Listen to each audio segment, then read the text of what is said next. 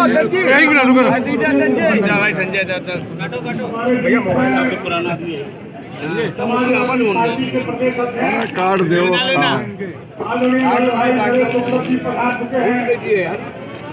ठीक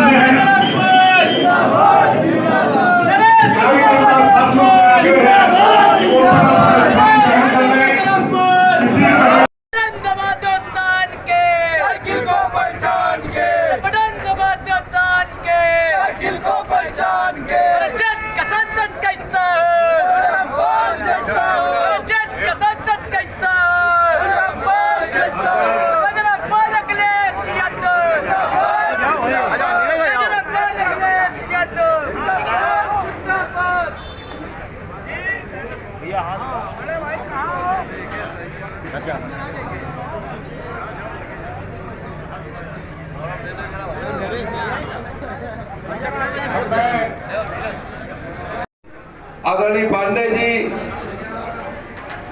माननीय पूर्व मंत्री इंद्रजीत जी, कांग्रेस के वरिष्ठ नेता परम आदरणीय महेंद्र भाई टंडन जी, पूर्व अध्यक्ष कांग्रेस कमेटी के रहे परम आदरणीय भाई श्यामजोत सिंह जी, हमारे सामने बैठे भाई नितेंद्र यादव जी, वरिष्ठ अधिवक्ता आदरणीय आर.के. सिंह यादव जी, कांग्रेस समाजवादी पार्टी हमारे कानपुर देहात के सम्मानित पूर्व अध्यक्ष भाई प्रमोद यादव जी, प्रधान रहे उपाध्यक्ष पार्टी के ग्रामीण के भाई रघुनाथ यादव जी, कुशवाहा जी, हमारे नितेंद्र यादव जी, हमारे सभी लोग परिचित, आप सबका समाजवादी पार्टी, कांग्रेस पार्टी, आप पार्टी, मार्क्सवादी पार्टी के जितने सभी नेतागण आए हैं, आप सबका हृदय से बहुत बहुत स्वागत करते हैं, अभिनंदन करते हैं, आभार व्यक्त करते हैं। मित्रों, आप सब लोगों ने बहुत छोटी सी सूचना पर आज आकर के जो इस कार्यालय में आकर के राजा रामपाल जी का हौसला बढ़ाने का काम किया है, ये आपकी ताकत बता रही है कि अब केवल 13 तारीख को वोट पड़ना है। आपकी ताकत से महिला कांग्रेस की अध्यक्ष हूँ और जितना द्वारा मैंने बुंदेलखंड में किया, लोगों से बात की, सोचा और जाना, तो मुझे ये पता चला कि चाहे झांसी हो, चित्रकूट हो, बांदा हो, उरई हो, कानपुर नगर हो, जो चुनाव राजा रामपाल जी लड़ रहे, वैसा चुनाव पूरे बुंदेलखंड में लड़ने का कोई हिम्मत नहीं कर पा रहा है, हौसला नहीं कर पा रहा। भाइयों, हम सब जानते हैं कि राजा रामपाल जी ऐसे नेता हैं जिन्होंने युवाओं के लिए, महिलाओं के लिए, किसानों के लिए संघर्ष किया है। ये वो नेता नहीं जो चुनाव के समय आते और जाते हैं, ये वो नेता है, चुनाव हो न हो, अगर लोगों को, कार्यकर्ताओं को, मजदूरों को जरूरत है तो कोई खड़ा हो न हो, राजा रामपाल जी करेगा।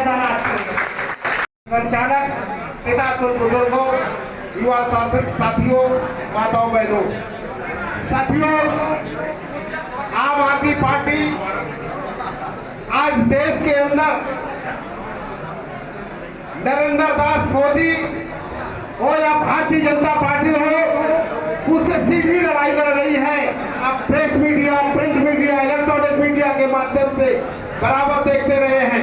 आम आदमी पार्टी की स्थापना 26 नवंबर सन 2012 में हुई और उसके बाद में 6 महीने के अंदर आम आदमी पार्टी ने दिल्ली में प्रचंड बहुमत में 70 में से 67 सीटें जीत करके हासिल करके एक प्रचंड सरकार बनाई थी।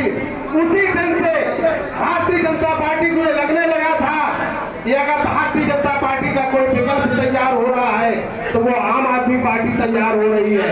और उसी के तहत जब आम आदमी पार्टी पंजाब में घुसती है तो प्रचंड बहुमत में सरकार बनाती है, और जब वही आम आदमी पार्टी गुजरात में घुसती है जो मोदी का गढ़ माना जाता है, उसमें आम आदमी पार्टी जब घुसती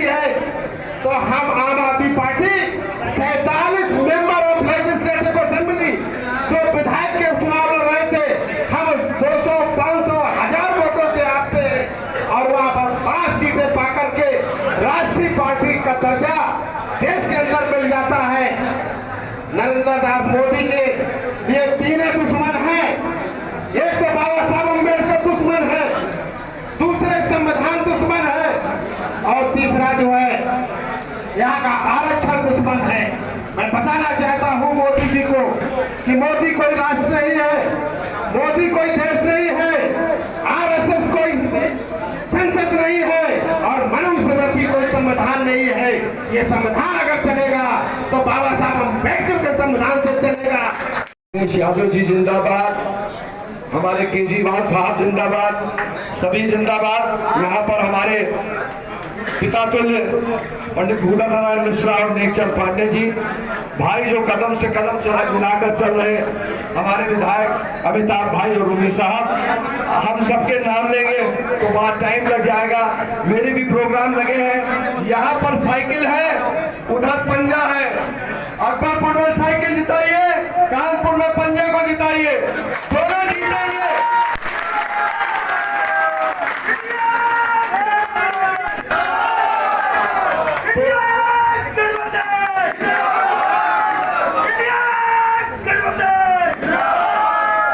दोनों जीतेंगे और दोनों जीत कर पहुंचेंगे। अगर तो जो सरकार 420 जो कहते हैं ना 400 पार, ये 420 लोग जो बैठे हैं ये 400 पार नहीं होंगे। ये जो है गंगा पार और तली पार और समुद्र पार जाएंगे। मेरा आपसे एक ही निवेदन है कि सब कुछ भूल जाइए।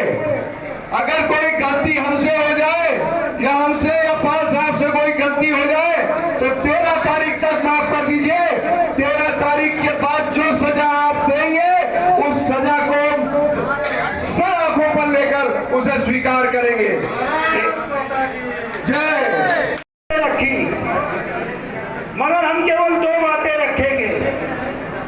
ये कहते हैं कि धर्म का अपमान करते हैं विपक्ष वाले।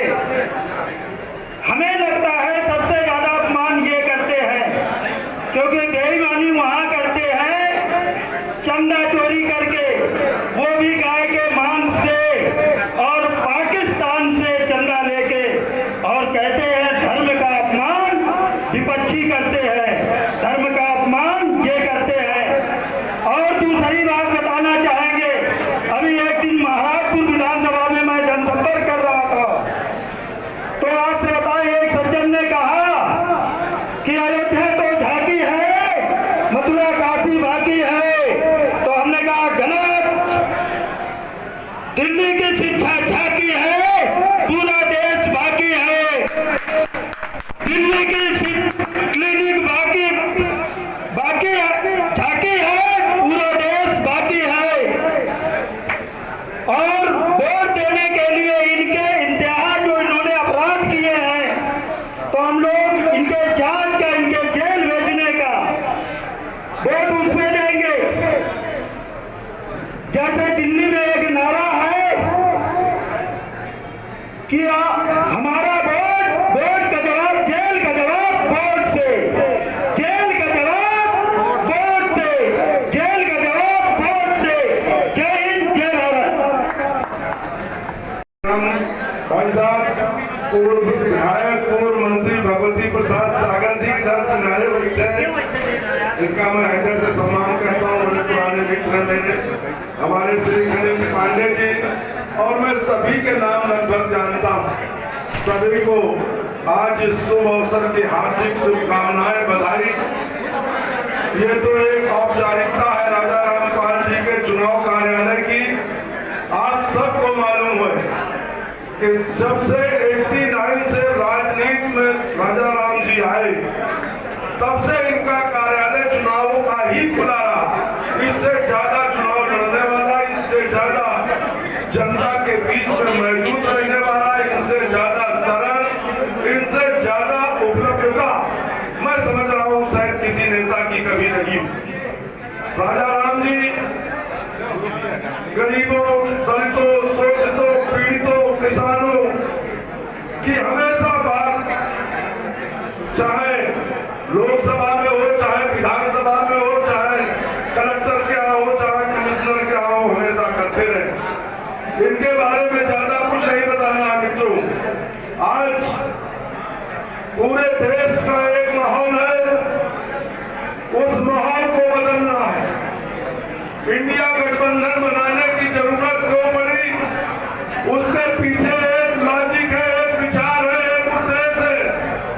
जब इस देश के संविधान को समाप्त करने का फिरका परस्ती ताकतों के आज भारतीय जनता पार्टी का नाम खुल के लेने में कोई बुराई नहीं है।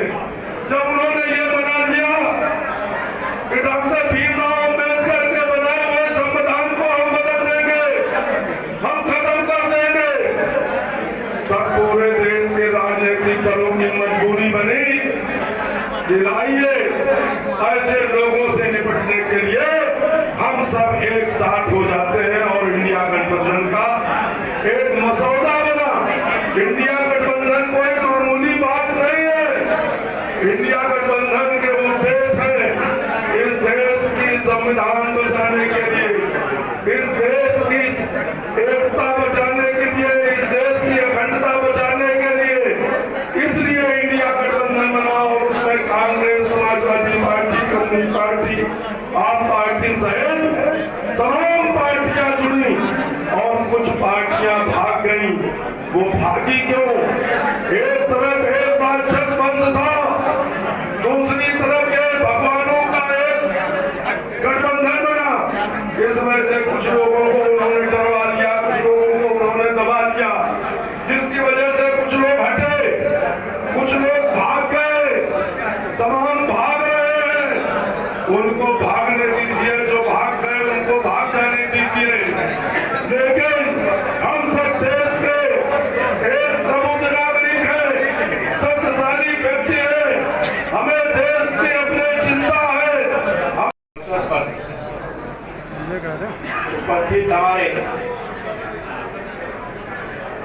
नरेश त्रिपाठी जी, जयराम सिंह जी, हमारे पुराने साथी विधानसभा में रहे इंद्रजीत जी, बहुत पुराने हैं, हमारे से भी शायद पुराने हैं, बगल में बैठे हमारे। हाँ, हामिद भाई हमारे अध्यक्ष जी, विजय भाई हमारे अध्यक्ष जी, नौशाद भाई हमारे अध्यक्ष जी, हमारे सतीश है और धर्म की राजनीति की है। हिंदू मुसलमान में बंटवारा किया है, 370 3 तलाक, राम मंदिर के नाम पर आपके जज्बातों को ठगा गया और आप उन्होंने सरकार बनाई। सरकार बनने के पहले उन्होंने जितने वादे किए थे, अब वादे नहीं कर रहे, वो संकल्प पत्र भूल गए। अब नरेंद्र मोदी की गारंटी जुमला भूल गए। जब इनकी गारंटी नहीं, दूसरा नहीं, कुछ नहीं, तभी तो हमारे देश के अंदर जब उन्होंने हद कर दी, 2 मुख्यमंत्री इन्होंने देश के अंदर भूल दिए। अरविंद केजरीवाल जिसने दिल्ली पर हुकूमत बनाई और पंजाब में बनाई, अच्छा सबल मुख्यमंत्री, उस मुख्यमंत्री को उन्होंने जबरन बिना किसी सबूत के जेल में ठूल दिया। ऐसे ही झारखंड में हेमंत सोरेन को जबरदस्ती छूट दिया। हिंदुस्तान का कोई ऐसा नेता नहीं बचा है जिसके यहाँ पर इन्होंने ईडी से दबाव न डाला हो, रेट न डलवाई हो। मुख्यमंत्री ममता बनर्जी जिस समय चुनाव लड़ रही थी उसके यहाँ रेट पड़ी। स्टालिन जिस समय चुनाव लड़ रहे थे तमिलनाडु में उसके यहाँ रेट पड़ी। कर्नाटक में जिस समय कांग्रेस पार्टी चुनाव लड़ रही थी शिव कुमार के यहाँ रेट पड़ी। कोई ऐसा नेता नहीं है किसी पार्टी का जिसको इन्होंने डराया ना हो, भयभीत न किया और कानून को हाथ में न लिया हो। आज जरूरत इसीलिए पड़ी थी कि हम सब लोग इकट्ठे हो। ये 37% है और हमारी संख्या ज्यादा है। निश्चित तौर पर राजाराम पाल तोपने में अलग है, क्योंकि ये विधायक यहाँ से रहे हैं, सांसद भी रहे हैं 2 बार और जन के फ्री हैं। ऐसा उम्मीदवार मिला है।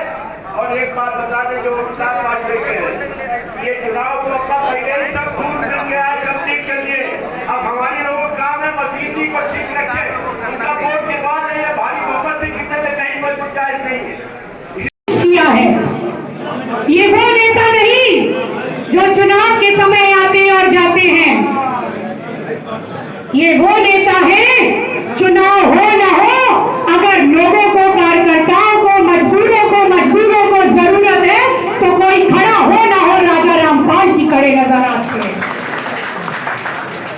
मैं ये कहना चाहती हूँ कि राहुल गांधी के साथ साथ को भी अपनी प्रेरणा स्रोत मानती हूँ, क्योंकि जिस तरह की लड़ाई, चाहे ये फिरका परस्त ताकतों से लड़नी हो, चाहे मीडिया को आईना दिखाना हो, चाहे नौजवानों की बात करनी हो, चाहे महिलाओं के संघर्ष की बात करनी हो, पूरे उत्तर प्रदेश में योगी और मोदी से लड़ने का कोई काम कर रहा है तो अखिलेश यादव कर रहे हैं।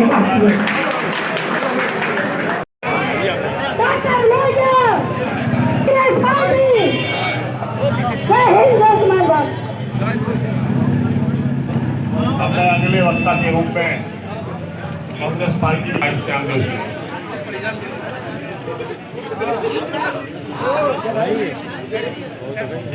अकबरपुर लोकसभा के कार्यालय के उद्घाटन पर हमारे इंडिया गठबंधन के उपस्थित सभी सुधारू कार्यकर्तागण मंच पर बैठे हुए, इस कार्यक्रम की अध्यक्षता कर रहे हमारे अध्यक्ष जी, पूर्व विधायक हमारे बड़े भाई, हमारे कांग्रेस के नेतागण संचालन कर रहे हैं भाई यादव जी, हमारे पुराने मित्र हैं, पुराने साथी हैं, मैं उन सबका आभार व्यक्त करता हूँ।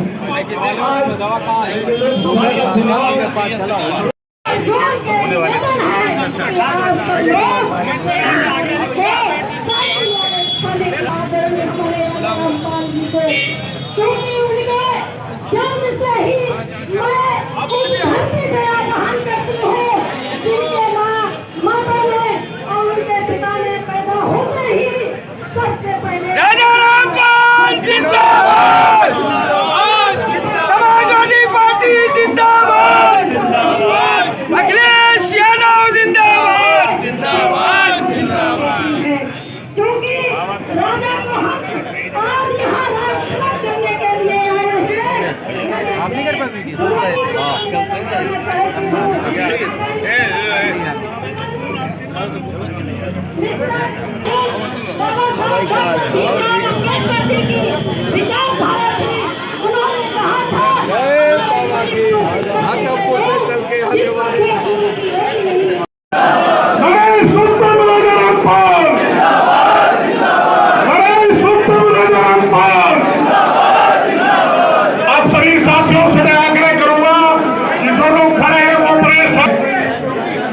केंद्रीय कार्यालय के उद्घाटन के अवसर के मुख्य अतिथि हम सबके नितिन सजान जी, कानपुर नगर के शानदार विधायक भाई रूमी हसन जी, हमारे भवन में बैठे कानपुर बिहार के एकमात्र राजा बंधु राजा बिहार के समाजवादी पार्टी के अध्यक्ष हमारे छोटे भाई बैठी यादव जी, भाई 20 से ज्यादा जी से लेकर जो सामने हमारे तमाम दलों, दोनों दलों के, तीनों दलों के सम्मानित नेता हैं, कार्यकर्ता हैं और पत्रकार साथियों, काफी समय से 4 साल लग जाएंगे और राजा रामपाल जी लाखों वोट से जीत कर भारत की संसद में पहुंचे